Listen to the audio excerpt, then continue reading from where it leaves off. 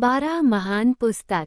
राजा कृष्णदेव राय के दरबार में अक्सर ज्ञानी विद्वान पंडितों के मध्य विभिन्न विषयों पर चर्चा हुआ करती थी। समय समय पर विभिन्न राज्यों से भी विद्वान पुरुष दरबार में आते और अपने ज्ञान का परिचय देते थे। राजा भी उनके आवभगत और सम्मान में कोई कसर नहीं छोड़ते थे। एक बार एक व्यक्ति राजा कृष्णदेव राय के दरबार में उपस्थित हुआ।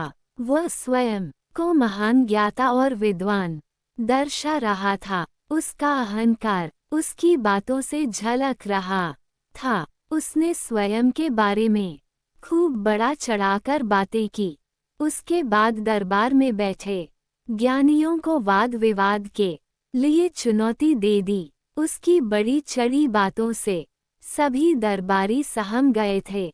अपमान के डर से किसी भी दरबारी ने उसके साथ वाद विवाद की चुनौती स्वीकार नहीं की। ऐसा में राजा ने तेनालीराम की ओर देखा तो तेनालीराम अपने स्थान से उठा खड़ा हुआ। वह विद्वान को प्रणाम करते हुए बोला, महाशय, मैं आपके साथ वाद विवाद के लिए तैयार हूँ। कल ठीक इसी समय मैं आपसे राजदरबार में भेंट करता हूँ। अगले दिन पूरा राजदरबार भरा हुआ था। विद्वान पुरुष अपने स्थान पर पहले ही पहुँच चुका था। बस सबको तेनालीराम की प्रतीक्षा थी। कुछ ही देर में सबकी प्रतीक्षा समाप्त हुई और तेनालीराम दरबार में उपस्थित हुआ।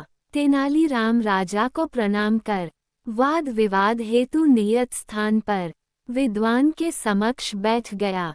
अपने साथ मलमल के कपड़े से बंधा हुआ एक बहुत बड़ा गट्ठर लेकर आया था, जो देखने में भारी ग्रंथों और पुस्तकों का गट्ठर लग रहा था। विद्वान पुरुष ने जब इतना बड़ा गट्ठर देखा तो सहम गया।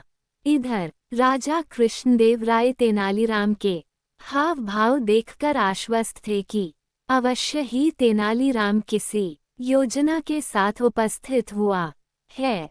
उन्होंने वाद विवाद प्रारंभ करने का आदेश दिया। आदेश पाते ही तेनालीरामा विद्वान से बोला, महाशय, आपके ज्ञान और विद्वता के बारे में मैंने बहुत कुछ सुना है।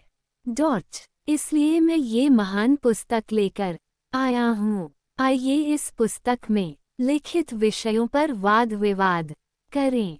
पुस्तक देख पहले से ही सहमे विद्वान पुरुष ने पूछा, क्या मैं इस महान पुस्तक का नाम जान सकता हूँ? अवश्य। इस पुस्तक का नाम है तिलक्षता महिषा बंधन। तेनालीराम बोला। पुस्तक का नाम सुनकर विद्वान पुरुष घबरा गया। उसने पहले कभी उस पुस्तक का नाम नहीं सुना था। वह सोचने लगा कि इस पुस्तक का तो मैंने नाम तक नहीं सुना है।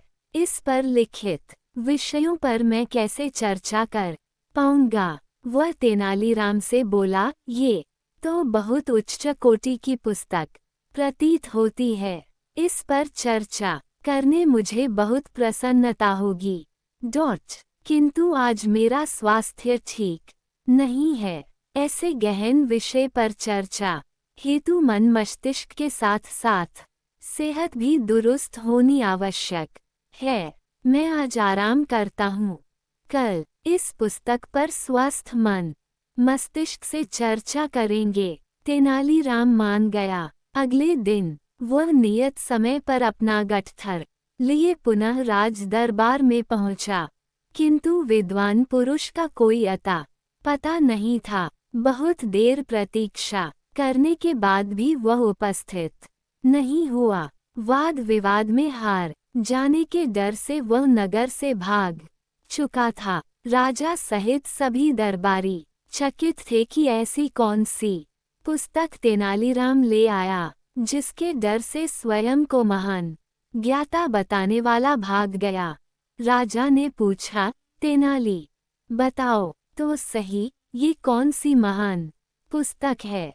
मैंने भी आज से पहले कभी इस पुस्तक का नाम नहीं सुना है। तेनालीराम मुस्कुराते हुए बोला, महाराज, यह कोई महान पुस्तक नहीं है। मैंने ही इसका नाम तिलकशता महिषाबंधन रख दिया है। इसका अर्थ तो बताओ तेनाली। राजा बोले, महाराज, तिलकशता का अर्थ है शीशम की सूखी लकड़ियां।